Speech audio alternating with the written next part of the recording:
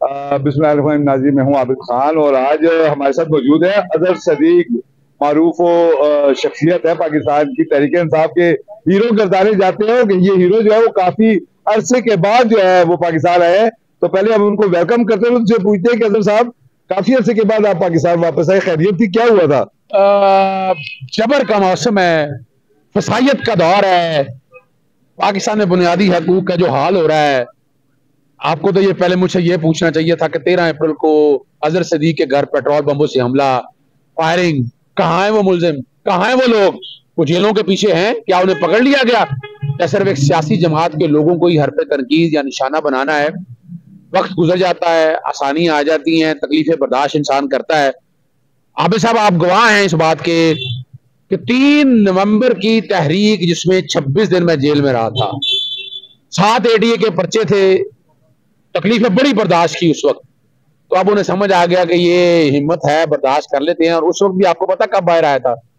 जब election announce हुए, मैंने कागजात नामजदगी जेल के अंदर से दाखिल किए और फिर स्क्रूटनी के लिए दरखास्त दी, फिर डिटेंशन ऑर्डर विड्रा हुए थे। मैं बहुत पहले कह चुका था कि पाकिस्तान में इलेक्शन का माहौल बनेगा तो मैं रिस्क लूंगा, मैं आऊंगा, मैं फेस करूंगा।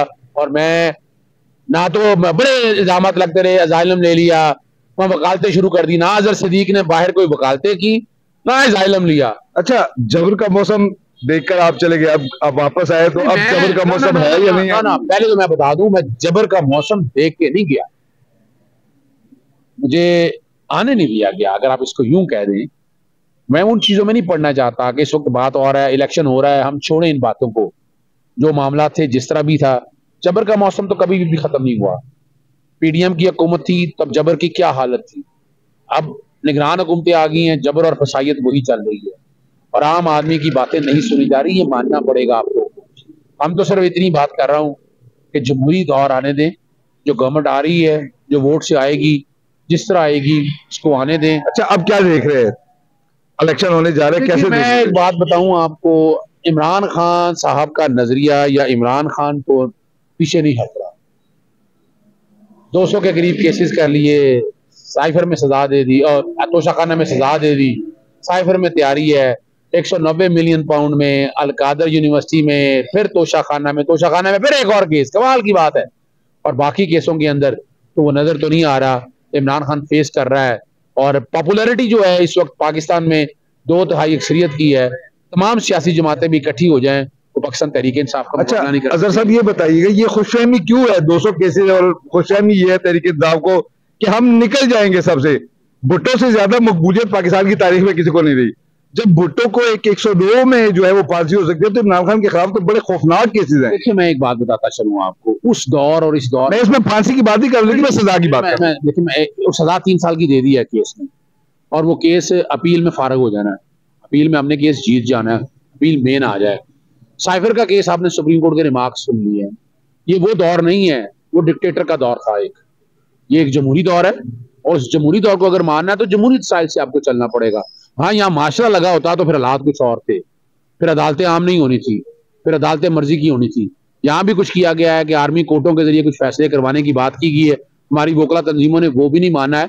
इमरान खान के खिलाफ ये केसेस देखे ना, केसेस, मैं वकील हूँ, एक आपने कोई 109 का ऐसा केस तो बनाए, कोई कत्ल तो किया हो ना, कोई कत्ल में आप डाल लें आप, तो समझ आती है। तो अभी तक तो केस कोई ऐसा है नहीं। 9 मई का अगर इमरान खान पे लाने की बात कर रहे हैं, इमरान खान तो जेल में था, इमरान खान तो गिरफ्तार था, और बाकी जिन लोगों ने किया है वो आपके सामने। फिर अगर ये बातें करेंगे तो फिर ये सवाल होंगे कि 90 दिन में इलेक्शन क्यों नहीं हुए? आपने जिस तरह से फसाइयत का दौर चलाया, कौन था, क्यों ये हो रहा था, तो बहुत से सवाल जन्म लेंगे। अच्छा, तमाम हालात के बावजूद आपको लगता है कि इमरान खान इलेक्शन लड़ पाएंगे? देखिए, मैं एक बात आपके सामने रख दूं, इलेक्शन इमरान खान लड़े या ना लड़े, ये अब इतना अहम नहीं रह गया। और हम लोग की कोशिश है कि इमरान खान इलेक्शन हर हालत में लड़े। हमारी कोशिश ये है इमरान खान जेल से बाहर हो, और हमें उम्मीद है कि 15 जनवरी से पहले इमरान खान जेल से बाहर होंगे। अगर इमरान खान साहब फिर भी जेल के अंदर हुए, इलेक्शन फिर भी होने हैं, पाकिस्तान तहरीक इंसाफ का बल्ला भी बरकरार रहना है, पाकिस्तान तहरीक इंसाफ भरपूर तरीके से इलेक्शन भी लड़ेगी। और अगर साफ शफाफ इलेक्शन हुए तो 2/3 अक्सरियत है, वरना मेजोरिटी जरूर होगी। आप के ख्याल में अगली हुकूमत आपको तहरीक इंसाफ की बनती नजर आ रही है इन हालात के बावजूद? देखिए, ये फसाइयत का दौर है, ये ज्यादती हो रही है इस सारे प्रोसेस के अंदर। जिस तरह नवाज शरीफ को लाया गया, जिस तरह का ये प्रोसेस चलाया गया, उनकी कोशिश तो यही है कि पाकिस्तान तहरीक इंसाफ को चंद सीटें दी जाएं। प्लान उनका यही है।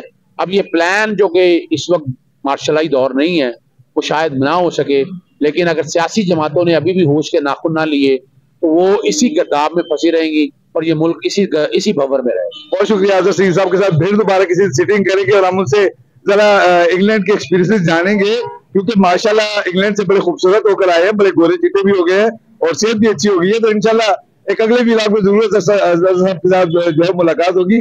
ताहम जो इलेक्शन के हवाले से आपने अजहर सदीक की गुफ्तगू सुनी है, यकीनन कुछ चीजें उनमें उनकी हम मान भी सकते हैं, कुछ चीजों पर एतराज भी किया जा सकता है, मगर उनका मौकफ है और यकीनन वो एक जेन्युइन और सियासी वर्कर का मौकफ है।